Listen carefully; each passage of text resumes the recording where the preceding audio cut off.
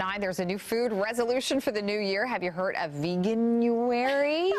I'm not saying it right. Boy. It's sort of like dry January, but in this case, people try to go vegan for the month. But before you give up, meat and dairy, there are some important things you should know before you change your diet. And who better to talk to about it than our good friend, the Diet Diva, Tara Collingwood, is with us this morning. Always great to have you. So good She's to been with see us you. for many, many years, so we love having you here. Thank you. All right, so no, you are a vegetarian, so not a I am. vegan, right? Okay. Correct. Okay. Yeah, I'm from Wisconsin, so I cannot not eat cheese. I love that. I love cheese. No, they would take away your Wisconsin heritage if you did that. Not okay, possible. so talk about the difference between vegetarians and vegans for people who don't know. Yeah, so vegan means absolutely zero animal products, so no gelatin, and obviously no eggs, no dairy, no milk, no cheese, nothing like that. So very, very strict, zero animal products. Whereas a lacto-ovo, lacto means milk, ovo means eggs. Okay. So, and then there's some pescatarians who eat some fish. So there's different varying, degrees of vegetarianism. Okay, so let's talk about some of the myths that people have about this, because a lot of folks are like, okay, new year, I'm going to change up my diet, I want to be more healthy.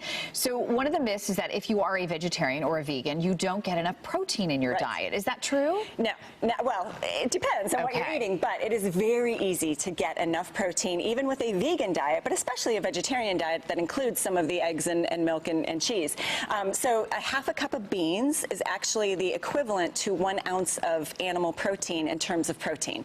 So, and you don't think about, like, your bread has 2 or 3 grams of protein, your rice, your vegetables. So there's definitely a lot of protein even in our vegetable foods that adds up to maybe a third to half of what you need. And then you just need to be careful about making sure that you are getting some plant-based protein sources like the beans and the nuts and the seeds and things like soy-based, protein alternatives. It's all about balance, really. Yeah, okay, absolutely. Which is within any diet. Okay, let's talk about myth number 2. A vegetarian diet can lead to nutritional deficiencies. And we have heard this before, that people go in to their doctor, they're like, I'm just not feeling right, and they figure out, it's vitamins or what is it? So there are a few vitamins that you're at risk of. So again, that vegan is going to be at risk of vitamin B12. Vitamin B12 is only in animal products. So if you're doing vegan with no milk, no dairy, then you want to do a vitamin B12 supplement, and you can do a sublingual drop. You can do you can do an injection.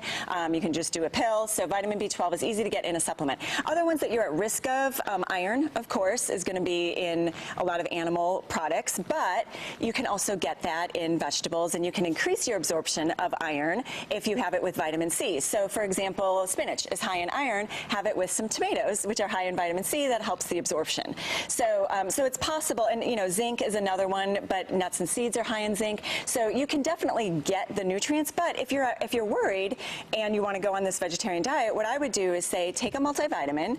You're kind of covering your bases, and then just try your best to get the rest in actual food. Right, because that's the best place to get it from, because even with vitamins, you're not always going to absorb everything. Right, okay. All right, myth number 3, vegetarians never eat animal products. So you kind of addressed that already, because you said that's not true. If you're eating eggs and it's going to be that strict one, but then depending on what you decide to do. So that's what I always encourage people when they say, oh, I want to become a vegetarian. I'm like, okay, that's good, but let's think about, you don't just cut out meat. You have to replace it with something else. So replacing it with those soy-based, veggie burgers, or the beans, or the nuts and seeds. You can't just not eat meat and expect to, have a healthy diet. So you definitely want to be thinking about, where is my protein at this, particular meal? Where am I getting these nutrients? So it's not just as simple as, I'm going to cut out meat. You do have to sort of do a little bit of planning. And I would say, all good things in moderation, and you should always try to add more vegetables to your meals.